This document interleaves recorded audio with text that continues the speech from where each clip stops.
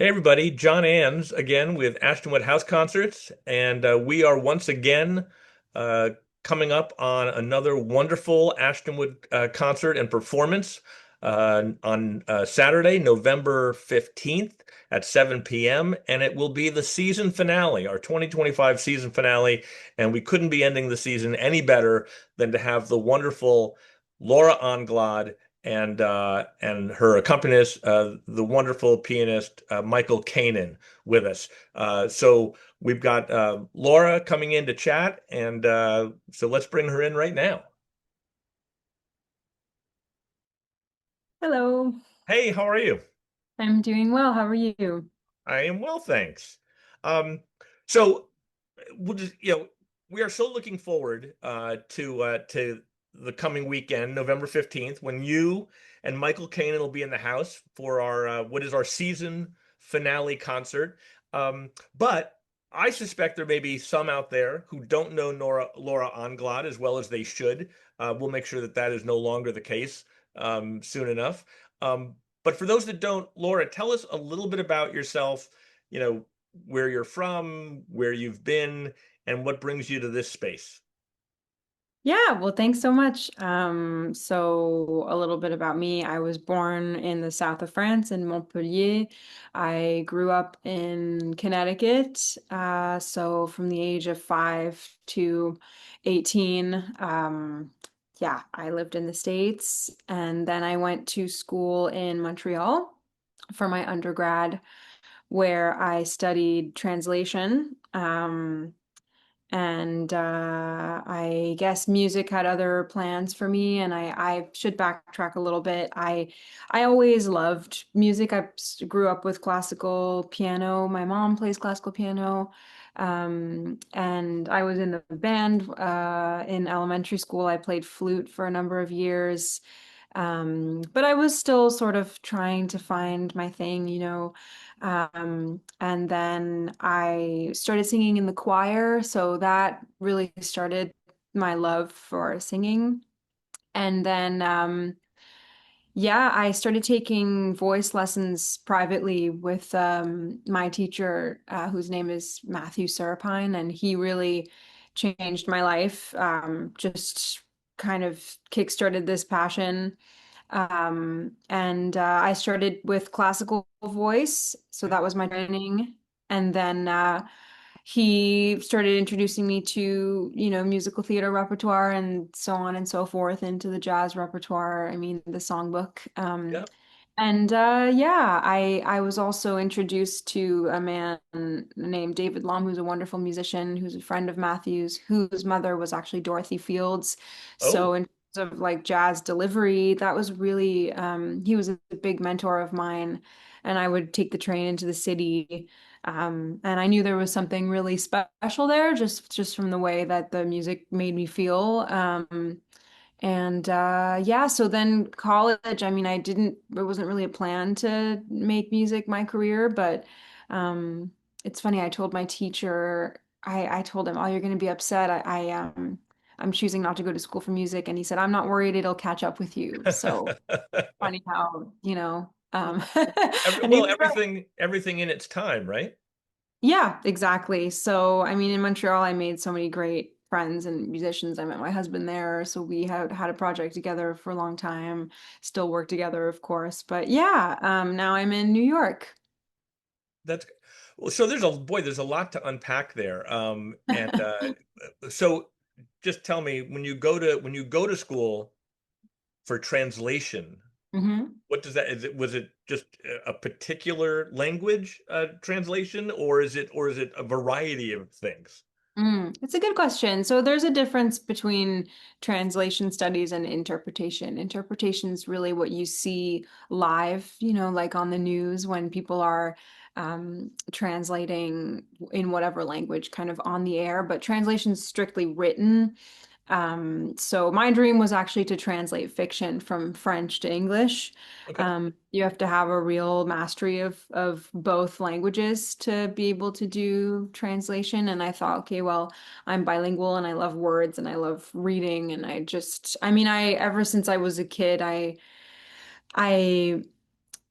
always wanted to get my message across. There's this story that my mom always tells where when my parents had a dinner party one time and I was little and I was trying to explain to one of their friends something, as a toddler does. And I could see in their eyes that they weren't understanding me and I threw like a tantrum because it was so hard for me to not get my message across. So it's all connected, just in my love for lyrics and digging into the story and having that really be at the forefront of what I do. I love, of course, a well-written tune, and that's super important in terms of like the music of it, but lyrics really come first for me. So I would say that's the connection there. But Un yeah. Understood. So you get the bug, um, I guess after college. I mean, a little bit, but so what then were your influences and inspirations to sort of make that move from simply being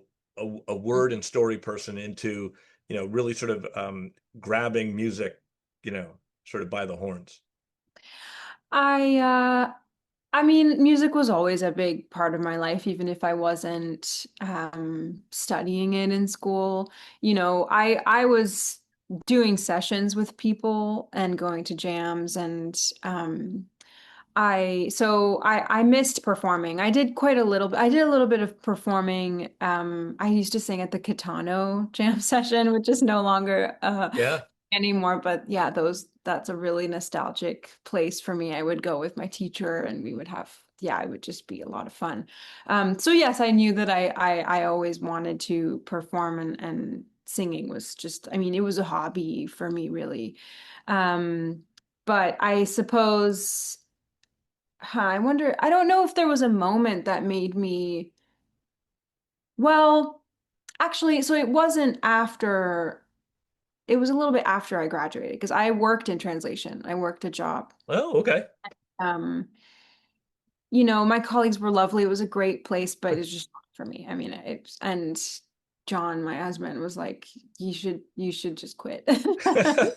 So I mean, he was a big part of that. I have a really amazing group of friends that really pushed me as well, and my parents have always been really supportive. So I think I had a really strong support system that believed in me and sort of pushed me in the right direction in that way. But my band at the time as well, like they were just so enthusiastic and eager to do this project. I didn't even want to record an album. I recorded it. I was still in my job. I mean, I didn't, I was like, I don't know, how old was I? Um, oh my gosh.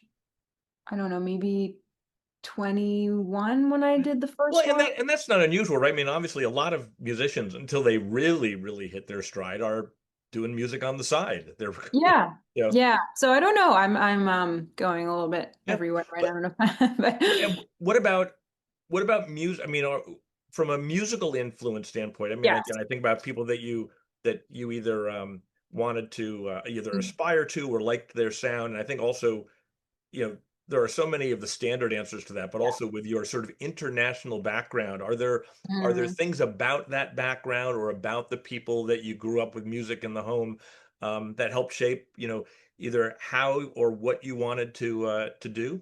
Certainly, yes. So, I mean, some names that come to mind are Michel Legrand, which is one of my favorite composers. Barbara's another French one that I just, my mom loved this music. It was always in the house. Maxime Le Forestier is another one. Edith Piaf, like all these Okay. French. I mean, actually, Yeah. my grandfather, would sing like Charles Trenet songs to me. So I guess that's on the French side of things. Those were really songs I would, just grew up with really. And then my dad loves jazz too. I mean, we like Ella, of course, was like the first but Sarah Vaughan as well. And I, with my teacher, he introduced me to Bob Dorough, who really kind of, I don't know, stirred something in me. I loved his approach. I thought it was really fun, but also really deep at the same time. And, then I got into Blossom Dearie and yeah, I suppose like that's when I went down that storytelling route. But yeah, I loved let's see, my teacher introduced me to so many. Well, I was gonna say, Laura, I love Blossom Dearie as well. I was a huge fan. But now, is that just because of her sound, or also because she did, I mean, she sort of was discovered in Paris, right? In sort of, Mm. backroom bistros, and obviously did. I don't know how good her accent was, but obviously she did a good amount of her um, uh, numbers were also done in French. And Hmm. I mean, is that any part of that appeal that she sort of, you know, covered both sides of the Atlantic? Yeah, that's it. That's an interesting question. No, not initially. I just kind of liked that she had a kind of a strange voice. I thought it was neat. She But has her own the sound. message was so clear when she would sing. But she did love France. I know that. And she wrote lyrics to a bunch of standards. Like what's that one that she does that I love? They say it's spring. I think Yep. it's that one. Oh, she Um, wrote those lyrics? I think so. The French ones, Oh, yeah. okay. But she was re actively learning French, and but her repertoire, I think also it comes down to repertoire, right? Like Irene Krall's another one that I'm getting back into, but that was definitely an early influence as well. Um, and yeah, so I would say those are a couple names. Um, as far as I mean, the improvising side of things, I was of course really drawn to Ella and Sarah Vaughan, and I mean they're very different improvisers, right? And I thought Right. that was really neat. Um, they just have such different language. Ella's so instrumental. Whereas Sarah, I would agree I would say is not like the way that she phrases things actually make a lot of sense. It's almost like when she's scatting, it almost feels like she's scatting lyrics in a different language, whereas I don't feel that with Ella. It's just built differently, so I was really drawn to that. But of course, I learned scatting on the bandstand. I mean, so much, you learn just kind of by performing and doing it and absorbing the language from the musicians you're working with. So yeah. So let's talk about this upcoming performance, this concert Mhm. at our place. Um, you've got obviously a living room, our living room at least, cannot accommodate too many players. So I know we've stripped down your quartet or your trio down to a duo. But so tell us about what this ensemble, you and Michael, are going to look like. Yeah, I mean, I am so fortunate to get to work with Michael regularly. His studio is like pretty much down the street from where I live, and I knew I always wanted to work with him. I first heard him, I think it was at Arturo's in 2019, and I got to sit in with him, but he doesn't remember, of course. I mean, I was like just a little bit overwhelmed because he's wonderful. But now, I mean, he's so special. He's truly just one of the greatest, and I remember just running into him in the street. We run into each other pretty often, and it's nice. Like whenever we do, he always invites me to go play with him, and so we've like worked on a book together. I would say within the last year, and we have a number of shows actually that we're going to be doing together prior to our show. So, we'll decide just whatever tunes feel right from our book, really. And yeah, it's going to be standards, some arrangements that we've worked on, loose arrangements. Yeah. But Are yeah, the those duo setting, are those duo shows as well you're doing with him? no, Oh, no, okay. those are going to be quartet. Yeah, but I like the duo setting. Actually, I would say that's probably what I feel the best in, just because it's a conversation and it feels um, just like you can take more risks as a duo in a way and stretch the music in ways that is a little bit more difficult with a bigger group. But Right. so yeah, we're gonna have lots of fun. I've heard that. I know that if we had Michael here, he would say that he probably likes duo as well, but he'd also say he has to work a little bit harder, I think, in in Oh. duo, right? I don't know. I mean, it's just different. It's more intimate, right? So I suppose in the sense of like making sure things feel like there's enough variety in the set, that's the big one. Um, but I think as long as it's honest, that then that's the most important, trying to make sure there's no filler songs and just Right. making a moment out of each one. And then I don't know if it's necessarily more difficult. I think if it works well, if two people gel well together in life as well as in music, it's kind of the same, right? So And what about this particular um, atmosphere or venue? Do Mhm. you, I assume at some point along the way, have you played a house concert before? Is this not unusual? No, no, I mean, I've done all sorts of, yeah, of course. I've done many house concerts. I love the intimacy of it. It's really special. Yeah, house concerts are great just because it feels a lot more personal. Um, and Yeah, I think it feels more intentional in a way sometimes. It's interesting because one might think that it's less nerve-wracking, but for me it's the opposite. Like I don't mind in big theaters, but when it comes to house concerts, maybe something about just like seeing everybody. Yeah. But yeah, I mean I'm quite yeah. But no, I'm looking forward to it. I think it's going to be really fun. And you started to talk a little bit about what might be in the set, but specifically, you have a new CD out, still fairly Yeah. new, um, and I'm and the question is just because I in reading the liner notes or something, I read that this CD was sort of rather intentionally created, right? It's not. I mean, most CDs are not completely random, but this is like maybe the least random CD selection in that it has the sequence is intentional, and I think I read that it's supposed to be listened to from start to finish. And um, just tell us about the project a little bit and what you were doing when you pulled this together.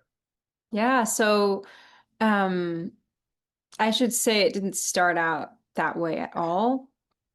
We had to do the recording in two sessions because of some flight issues. So the New York band was supposed to fly to Toronto, where I was living at the time, and only two of the band members could make it. So we just decided to keep the recording day and record a bunch of stuff trio. But I didn't want to do any of the quintet repertoire because I had planned it for that group and I was really Got it. specific. I really wanted them eventually. So I had this vision in my mind and there was no changing that. So we just kind of called tunes. Like as with that trio with Neil Swainson, who lives in Toronto, and Ben Patterson, who flew in, and he Yeah. was the one that made it. So we just kind of learned. I mean, I learned tunes on the spot for that session. It was very, very, very stripped back. Like we just tried stuff out, and it was really fun. There was no pressure. I mean, we didn't know if we were going to use any of that repertoire. So that was the first part of it. And then the second, we recorded a few months later in the summer with the full quintet. So that was really the planned album. Yeah. And then I kind of just chose from the tunes, like which ones felt like they could be in an album without thinking too much about it.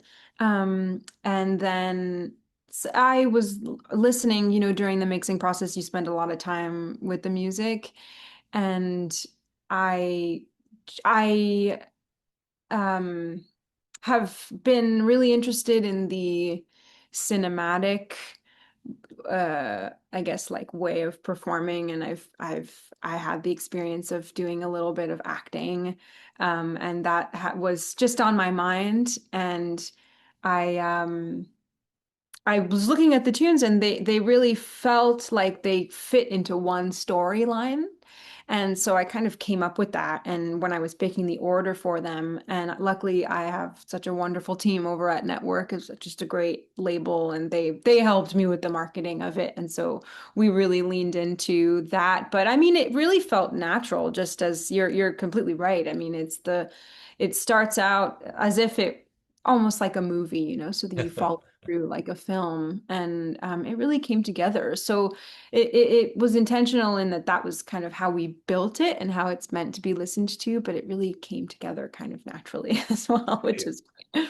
Yeah. So what you've got this performance, you've got other things going on with Michael, and obviously you've got other things going on everywhere. What anything big coming up next? Anything else on the horizon or uh you big know, tour or another recording coming up or? yes, I'm planning my next album, so Oh, that's going to be recorded in January. And yeah, no, lots of exciting things. I just signed with a new agency, IMN, which is really great. I'm very wonderful. excited to work with them.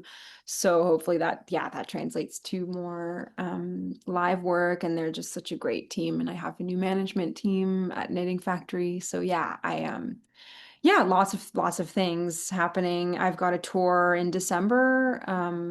We're going to be playing in the Midwest with my band. So I think we're out there for 10 days and then another tour, a couple of things. Let me think in the New York area.